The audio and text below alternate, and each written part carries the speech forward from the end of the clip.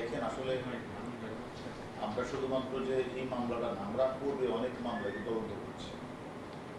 বুয়েটের ফার্দিন হত্যা মামলা, মতিঝিল টিপু মার্ডার মামলা, তাছাড়া কামরাই বিচারে শিল্পতি মার্ডার মামলা। আমরা এই মামলাগুলি কিন্তু বিদেশ থেকে অনেক আসামি কিন্তু আমরা নিয়ে আসছি। আমরা কিন্তু আমরা আমাদের তদন্তকারী কর্মকর্তা যারা, তারা কিন্তু স্বাধীনভাবেই কিন্তু মামলা তদন্ত করে, এবং আমরা কিন্তু মানে আমাদের যে ঊর্ধ্বতন কর্তৃপক্ষ আমাদের উপরে কোনো চাপ প্রয়োগ করে না। কেন করে না? জানে ডিবি প্রত্যেকটা চৌকস টিম তারা মামলা তদন্ত করে এবং প্রকৃত অপরাধী জানা তাদেরকে খুঁজে বের করে এনে তারা দেশে থাকলেও বিদেশ থাকলেও তাদেরকে বের করে নিয়ে আসে। পাশাপাশি কোনো নিরীহ লোককে হয়রানি করার কোনো প্রশ্নই আসে না। আমরা সেটাও কোনো নিরীহ লোককে কোনোদিন আমরা হয়রানি করি নাই, এবং আপনারাও সেটা জানেন। এবং এই মামলাটা যে আনার হত্যা মামলা, যে ঘটনাটি ঘটেছে কলকাতার সঞ্জীবা গার্ডেন, সেখানে কিন্তু আমাদের তদন্তকারী দল আমরা কিন্তু সেখানে গিয়েছি। আমরা সেখানে একজন আসামি গ্রেপ্তার আছে, সেই আসামির সাথে আমরা কথা বলেছি। আমরা ডিজিটাল যে এভিডেন্স সেটা আমরা কালেকশন করেছি। আমরা বিভিন্ন ঘটনাস্থল আমরা ভিজিট করেছি, এবং তাকে ঠান্ডা মাথায় তারা যে তাকে হত্যা করেছে নৃশংসভাবে এবং পৈশাচিক কায়দায় এই লাশটা গুম করার উদ্দেশ্যে, যাতে তার কোনো টুকরা কোনোদিন পাওয়া না যায়, সেই জন্য তারা সিয়াম এবং জিহাদকে ব্যবহার করেছে, এবং কাট আউট পদ্ধতি তারা সেখানে ব্যবহার করেছে, যাতে কারো তথ্য কারো কাছে না থাকে। এবং সেই প্রেক্ষিতে যেখানে কোনো লোক জানে না, বাংলাদেশে আমরা তার নিখোঁজ হয়েছে খবর পেয়েছি, ইন্ডিয়ান পুলিশ তার কোনো তথ্য পাচ্ছে না, সে মুহূর্তে আমরা বাংলাদেশে 3 জনকে আমরা গ্রেপ্তার করি।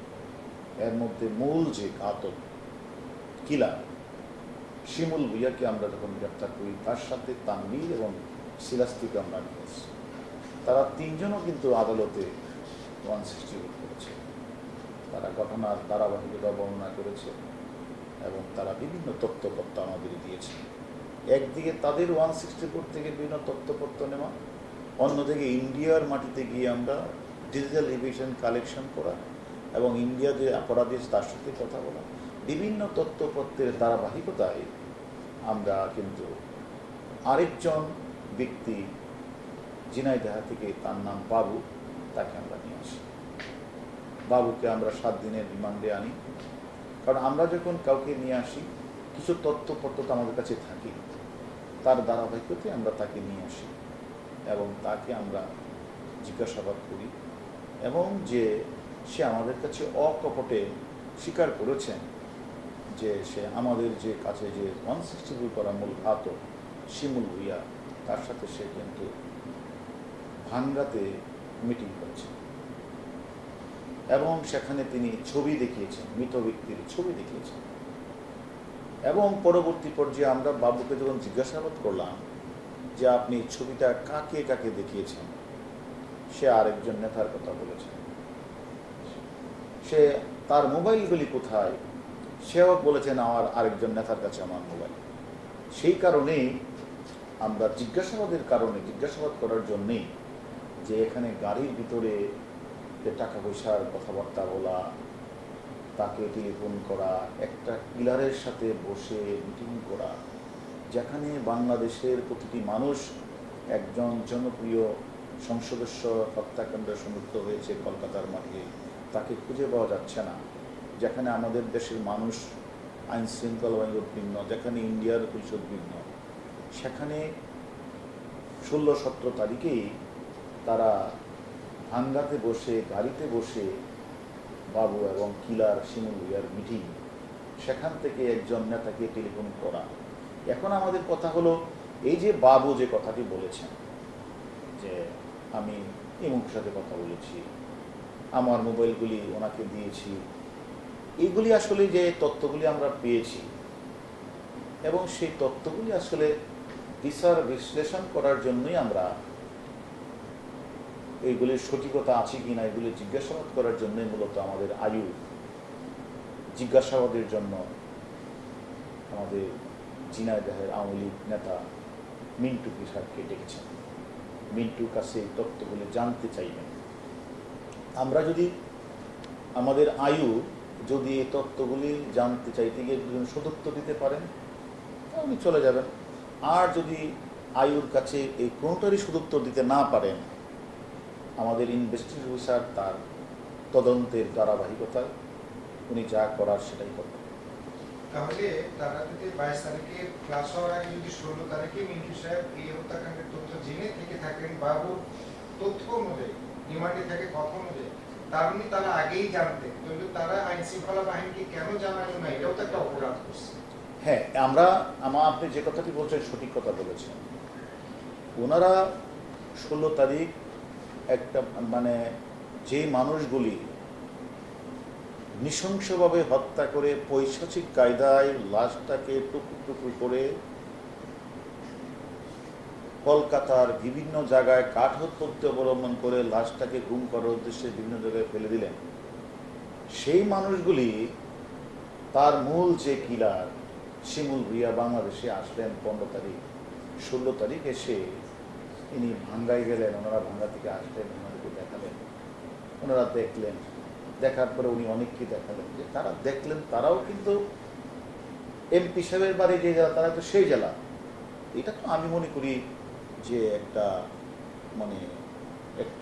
এমপি সাহেব জনপ্রিয় এমপিকে তারা এভাবে মারলেন আর তারা দেখে এটা হজম করলেন। কেন হজম করলেন সেটাই তো জানতে চাইবে আমার তদন্ত করবে, সেটাই জিজ্ঞাসাবাদ করবেন। শিমুল ভুঁইয়ার স্বীকারোক্তিমূলক জবানবন্দির ভিত্তিতে আপনারা বাবুকে গ্রেফতার করলেন। একই স্বীকারোক্তিতে তো মিন্টুর নামও আছে, তাহলে মিন্টুকে গ্রেফতার না করে তাকে জিজ্ঞাসাবাদ করার প্রয়োজন হচ্ছে কেন? আসলে দেখেন, এখানে আমাদের তদন্তকারী কর্মকর্তা তার কাছে বিভিন্ন তথ্যপত্র রয়েছে।